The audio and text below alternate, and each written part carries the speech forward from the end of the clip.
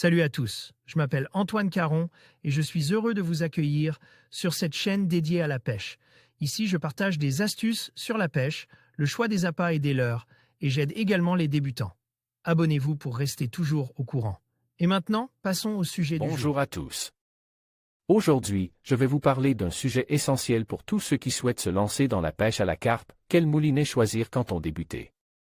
Je vais vous guider à travers les différents types de moulinets disponibles, les caractéristiques à prendre en compte et mes conseils personnels pour faire le meilleur choix. Que vous soyez novice ou que vous ayez déjà quelques expériences, cette vidéo vous aidera à trouver le moulinet qui vous conviendra le mieux. Alors, restez avec moi et découvrons ensemble comment bien débuter dans cette passionnante aventure de la pêche à la carpe. Nous avons vu dans un autre article que je conseillais aux débutants une canne de 12 pieds 3 lbs de puissance comme la canne M4T Spec de chez Starbait. Le choix du moulinet doit se faire sur les mêmes critères, à savoir prendre en compte le budget, le plaisir, la polyvalence et le rapport qualité-prix. Et bien entendu, ce choix doit se faire aussi en fonction de la canne. Là encore, je vais m'efforcer de donner mon avis et de faire un choix, un seul. Je le répétais, et ce, pour le thème qui nous intéressait, le choix des uns n'est pas forcément le choix des autres, comme pour les cannes. Ainsi, je donnerai ce qui est pour moi les critères du bon moulinet pour débuter. Mais lorsque l'on débute, on attend une réponse claire et précise. Je vais vous donner la mienne. Frein avant ou débrayable. Un moulinet débrayable possède deux freins. L'un pour le combat, l'autre pour les départs. Ce type de moulinet a donc deux molettes de réglage pour les freins sites. Lors du départ, il suffit de mouliner pour passer sur le frein de combat.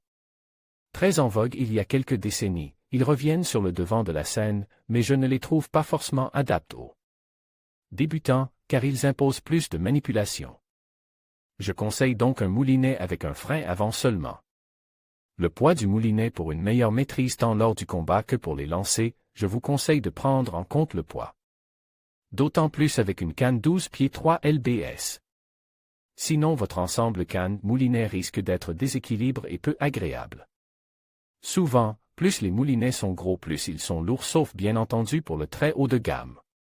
La capacité du moulinet La capacité doit être de plus de 200 mètres en 40 centièmes ce qui représente plus de 400 mètres en 30 centièmes. Inutile, me direz-vous? Oui en 30 centièmes, mais pas en 40. En effet, ne comptez pas lancer à 250 mètres. Pour autant, il vous sera peut-être nécessaire d'emmener une ligne en bateau loin du bord et ce pourquoi pas en 40 centièmes si les conditions le nécessitent. Et il ne faut pas qu'il ne reste que quelques mètres dans la bobine. La capacité et la grosseur du moulinet sont en lien avec les modèles qui se déclinent souvent en 8000, 10 000 et 12 000 du moins pour ceux destinés à la pêche de la carpe. Puissance du frein. Je vois beaucoup de débutants négliger le choix de leur moulinet. Souvent ils achètent un moulinet bas de gamme de petite taille. Outre les critères développés plus haut, la puissance de tel moulinet est souvent trop faible ce qui n'est pas un gage de polyvalence. Pour une polyvalence accrue, une puissance de frein de 10 kg est un bon compromis. Les bobines. La bobine doit être de taille conséquente pour répondre certes à une capacité intéressante niveau fil, mais aussi pour être adaptée aux lancers les plus appuyés. Une bobine trop petite serait un handicap certes en capacité, mais surtout en performance de lancer. Une bobine allongée de bonne capacité est donc préférable. Également un point important, privilégiez un moulinet proposant une bobine supplémentaire, tellement utile quand il faut utiliser un autre diamètre de fil ou de tresse sans changer de moulinet. TMV et ratio. Le tour de manivelle et la récupération en cm en un tour de manivelle. Celui-ci, pour débuter dans la pêche de la carpe, doit être de 90 cm minimum. Sinon vous risquez de trouver le temps long lorsque vous ramènerez votre ligne. Le ratio, lui, est la vitesse à laquelle le moulinet peut enrouler votre fil.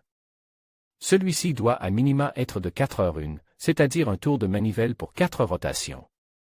En prenant en compte tous ces critères, bien d'autres pourraient intervenir bien entendu, ainsi que le budget et le modèle de canne. Retenu, je conseille aux débutants de prendre un moulinet frein avant type 10 000 comme le Tron 10 000 de chez Starbait. L'ensemble M4T Spec 12 pieds 3 lbs, Tron 10 000 sera parfaitement équilibré et polyvalent pour un bon début et une bonne progression.